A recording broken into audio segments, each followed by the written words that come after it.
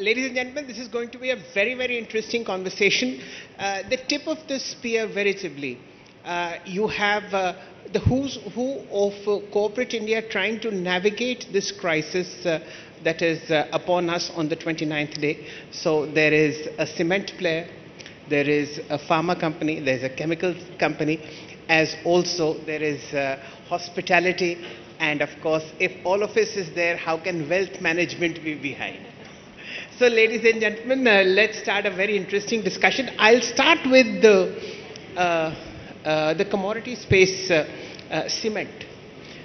Not many people know, ladies and gentlemen, that India's most inexpensive commodity is cement, 6.5 rupees a kilo, and extremely energy intensive, but facing a lot of crisis given what we are seeing around.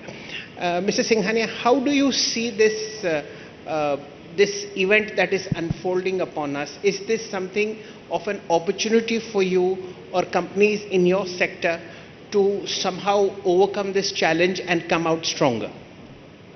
So firstly, thank you very much for acknowledging that cement is one of the cheapest commodities which is existent today. Actually, it's also concrete is the second most consumed on a per capita basis after water globally. So we're the second largest producer globally.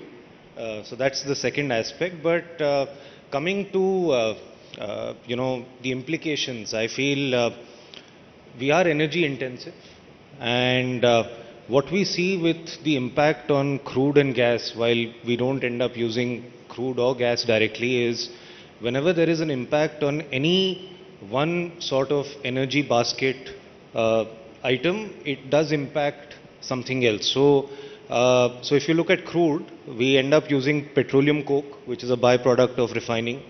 And with crude going up, the prices of pet coke have gone up, and which is now forcing even Indian coal pricing to go up. So if you look at the sort of inflationary impacts on the sector, energy is probably 30 to 40% of our cost. And the second big cost item is bags. So if you see bags, actually about 90% of cement is still sold in bags, which is PP bags. And when there was this gas shortage, so a lot of the when refineries were pushed to produce more gas, then the PP production did drop. So that also put sort of inflationary pressures on packaging. So if we look at the overall impact, it's probably about 30 to 40 rupees a bag. Not that it has been we've been able to pass it on as a sector, but that is today the sort of consequences. And I feel why just cement? Sometimes we don't realize, but there are these cascading impacts on almost every sector, and I'm sure we'll hear that as we go ahead. Dr. Patel, I'll come to you, and I want to understand, when it comes to leaders of essential sectors like healthcare and pharma, how are you gauging the impact? When cement prices are passed on, that's okay, but when medicine prices are passed on, that's where it hurts the most. Plus, it's, this kind of a geopolitical crisis is not just a business crisis, it's also a kind of a crisis on the trust factor. So how do you continue to maintain the trust of your stakeholders, continue to take bold decisions, at the same time ensure that the, last of the pyramid is not impacted? So, I think the first thing is, I think for us, which you alluded to in the end, which is trust. It's very important. So we don't, in our sector, medicines are essential. We don't play with prices. We can't go up on price when the markets change, because everything is regulated. So we need to make sure availability is first maintained. This challenge has been very different. We went through this COVID challenge some time ago, and we saw the resilience across in India for people to make sure that medicines were provided. This is a very unique challenge because it is so upstream with the oil and gas that we would generally assume pharma would have less of a challenge. But actually, maybe two months down the line, it will probably see a very tremendously large issue. And if I just say, starting with solvents, starting with simple materials like acids, which are used to make a chemical compound, to the weirdest of problems that we all will face. You know, we all have to label our drugs. There's no solvent available for print manufacturers to print labels. So I assume I solve everything in my supply chain, and I'll be stuck with either not a bottle or a print label, because they form such a small part of that supply chain that they probably don't get the priority of supply of such essential materials. So I think that's going to be a very big challenge. The second, I'm a little bit pessimist on this, but even if we solve this crisis and oil and gas start moving as it should, we don't have enough boats or containers to ship this much a requirement that has been sort of left behind. So I think this is going to be a long drawn affair. We all will have to make important choices to make sure that essential medicines are made available to India and the rest of the world. You know, when we say we are the pharmacy of the world, it's not just by words, but in US 60% of what is consumed is made in India, and so in many other markets. So this is going to become very important. I would lastly only say is that if companies are purpose driven and they know that what they're trying to do is make sure they serve patients, they'll find a way, and that has to be the only reason for us to do what we need to do. So we hope we'll come over it, but yeah, this is a big challenge today. Mr. Choudhary, I come to you.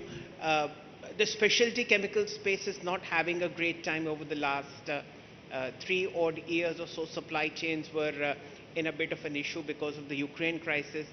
Now you have an equal amount of pain being generated because of this Middle East event. How is industry in general and Himadri in particular tackling this issue? Thank you for having me here. So, first of all, today disruption has become the real normal situation. The way we are seeing, if there is no disruption, then we feel uncomfortable. Last 4 years, see whether it is geopolitical, before that COVID, then geopolitical continues one after another. In this year itself, there has been so many geopolitical events. So the company has to be really resilient, and now we have to take all our decisions looking at all these aspects together. For us at Himadri, the supply chain is not dependent on Middle East or West Asian country. So we have gone through a lot of ups and downs in the history, and that is how we have been able to make a sustainable business model. But definitely, yes, with this, a lot of challenges are there, which has to be. Harsh, what are you really penciling in? What are the biggest challenges as per you that the industry is facing at this point in time?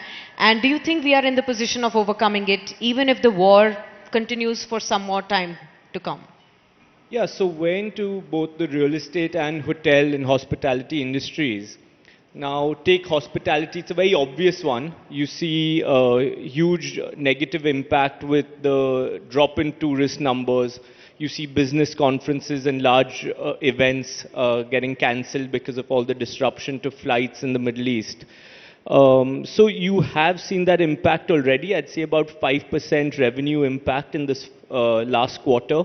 Most hotels, based on what I've heard. In real estate, you've not yet seen it hit yet, but we are seeing a lot of our supplies, as common theme, as you've heard.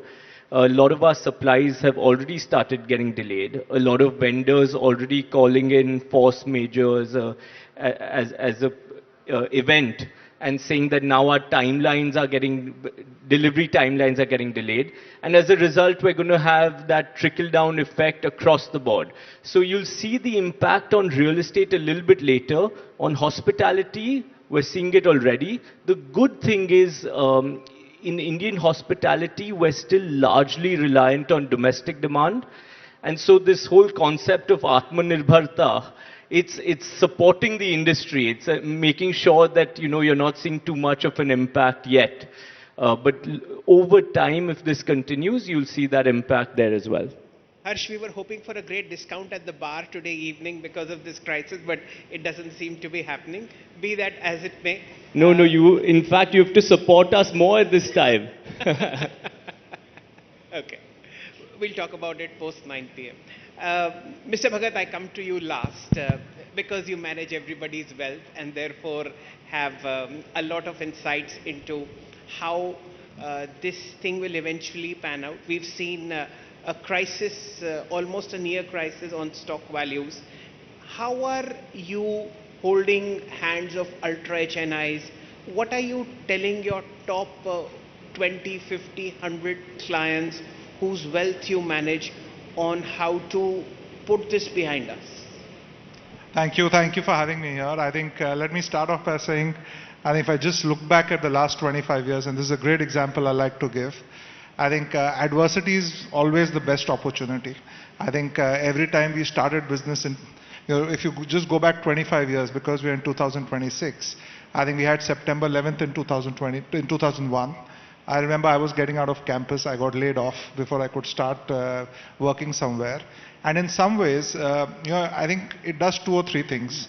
Number one, it throws up many new opportunities. Number two, it makes us very modest and humble because we plan for our resources much better. We don't have that much of an ego like we always have. And thirdly, it keeps us very tight on our resources. So whether it's every cost we kind of do. So I think overall, I think as a business, it's a good time for a reset.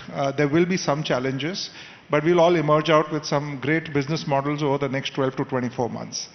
Having said that, from a client perspective, I'll just put a great example. Let's assume we are, somebody in the room here is Nostradamus, and we just go back to the year 2001, and or maybe 97. Let's go back 29 years, and let's make Sharvil Nostradamus. Okay, so in Sharvil predicted in 1997 that all of these things are going to happen in the next 29 years. You had the Asian currency crisis in 97. You had the massive tech meltdown in the year 2000. You had the WTC attacks in 2001. I think you had the Parliament attack in 2004. You had the entire global financial crisis in 2008. You had the currency depreciation in 2013. You had COVID and missed many things. And now you're having this, multiple wars and a huge oil shock. And yet, if you see the last 26 years, with a lot of volatility up and down, we are in a place where Indian markets have grown at maybe 12-13% in nominal terms, 6-7% in real terms.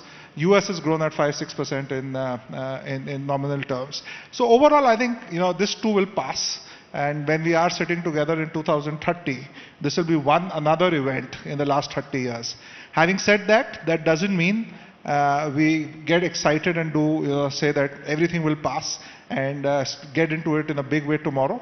So I think I'm not that worried. Clients understand it. And at the end of the day, stay nimble and stay diversified. So all our clients are diversified across multiple asset classes, which gives them the strength to carry through volatility. Okay. Mr. Singhania, I'll come to you and I want to understand, you moved from a world of efficiency to probably a world of resilience. So what has fundamentally changed in your decision making as a CEO that probably the entrepreneurs can learn from? You see, the biggest thing what we are seeing is, number one, you don't want to be dependent on any particular country for your supply side, for 100% of your supplies. So geopolitics has changed, just buying from the lowest cost supplier to ensuring that you diversify your raw material supply chains. The second is also on a market side. You don't want that all your product is going to a particular market. Let's say today the trade tariffs came in. So there were a lot of companies which actually found it very challenging to recover from it. So how do you make sure that, globally, again, you are diversified in terms of your market presence? And lastly, I'd just say, I still feel looking at the Indian economy today, we are in while there may be a few months of turbulence, but it's still maybe one of the best places to be, especially when you look around us. So would just like to, end with that. Mr. Patel, to you, how is the pharma industry in general looking at this crisis? Is this an opportunity to maybe diversify your raw material sources? Nothing much comes out from the Middle East, but then a lot of supply chains are dependent on the energy flow for factories to function properly. What is the general view of the pharma space?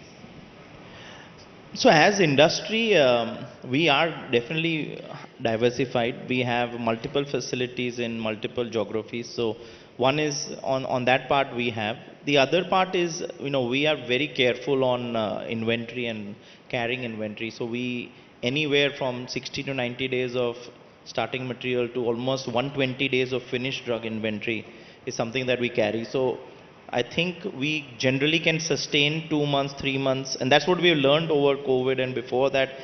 One must, I know it's a little of cost of carrying inventory is there, but it's important because we are into life-saving medicines and we cannot say we are not going to be able to provide those medicines. So the second part is you have to plan better in terms of what you can hold and make sure you do that. And the other is indigenize some capabilities within the company and also in the country to make sure that you have a supply chain that exists. However, saying that, every country is also looking the same way as we are. Everybody wants to localize. Every country wants to make sure that they protect their critical capabilities. So in this world, while we also have to think about how do you localize, but we also need to think that in every country we may need to localize also, at least where a company has a very important footprint to play. So I think that's going to become very, very important. And as I said, the disruptions are still to come. We believe in 3 months, 4 months, the disruptions are going to come because everybody's holding inventory, everybody's carrying all of this. But simple things are not going to be available, and that will make it very complicated going forward. So we all are anticipating the trouble and we are trying to solve for it now. Karan, I want to ask you one question that everybody has probably thought about, if not asked aloud, and that's whether markets are being manipulated with some leaks on peace talks, the outcome that could come in. There have been reports about how some people in the US have bet on certain things, and therefore the outcomes have been as per predicted, but that has sent ripples across the global markets. It's clearly above my pay grade. I honestly don't have any better insights than any of you here. But I think these things get adjusted. It's impossible to stay above board at all points in time. And I think it's fair to say any kind of arbitrage outside normal regulatory screens as well as normal infrastructure related providers will eventually run away. So I think no real insight on it, but eventually it comes to an end. Mr. Bhagat, you are the best equipped amongst us to look into your crystal ball and tell us whether Diwali of 2026 will be better than March of 2026. I wish I knew. I would have been in the Caribbean having a drink, but I think it's fair to say that these things take some time. So I would definitely not say Diwali of 26 is going to be dramatically better. I think we have some time to go, but things are much more attractive than they were a year back. I think it's another 12 to 20, maybe 12 to 18 months. You will still continue to see good growth. You'll see time for growth to come back. So I think next 12 to 18 months is the time to deploy capital rather than expect returns. 18 months onwards is really when you start seeing the rewards of the hard work you'll do in the next 18 months. 18 months before, the Nifty was exactly where it is today. So it's virtually given no returns. We're hoping that the next 18 months can reverse that for sure. Anurag, I want to come to you. What is the single... 18 months starting from there. Okay. Anurag, give me an understanding of what's the single biggest risk out of all the impact that we are assessing of the geopolitical crisis that is keeping you up in the night right now? See, I started Himadri 35 years back, founded a company, and since then have seen lots of risks and lot of dispersion happening. So, but I firmly believe all these gives you a lot of opportunity. Challenges always brings best time, and the best of decisions are taken during these times only. So I firmly believe that I believe in something that I should have a good sound sleep rather than worrying about this thing, and get up in the morning with a fresh mind to convert challenges into opportunities. That is why I believe in. I think that's the most sensible and practical thing to hope for, that you get sound sleep and you wake up the next day refreshed, trying to take this on. Harsh, to your sector, it was in a huge expansion mode about 2.5 years ago. That expansion still continues. Any chances that those plans might get derailed or postponed because of this crisis? Yes, in a way I do worry that, this both real estate and hospitality, we were, running at lightning fast speed. It was a bullet train that's been slightly derailed in its tracks. But we've seen remarkable resilience in both sectors across all the different shocks that Karan has mentioned. So I'm not too worried. I think you'll see an impact. You'll see a few months impact in terms of deliveries. You'll see delays. But as it's been commonly said, there's a lot of opportunities here as well. You think of Dubai as a place that's been built in the last few years, taken advantages of all the dislocations that have happened in different parts of the world. India is right now looking like a very bright and safe spot relative to a lot of our neighbors. I think this could be a real opportunity for us to take advantage of those situations. Whether it's the largest trade fairs, conventions, weddings that were all happening in those places, why can't they now come to India? So if we play this smart and play this right, I think we can more than compensate for the few months of turbulence that we're facing. Mr. Bhagat, I again come back to you on a corollary that Harsh has raised. For far too long, this Dubai and Singapore syndrome is afflicting India, where the best brains go there and then look at the Indian markets. With this crisis, do you see GCCs moving from the Middle East to India? Do you see a lot of talent coming back to Indian shores? What does the investment climate over the medium term improve for us?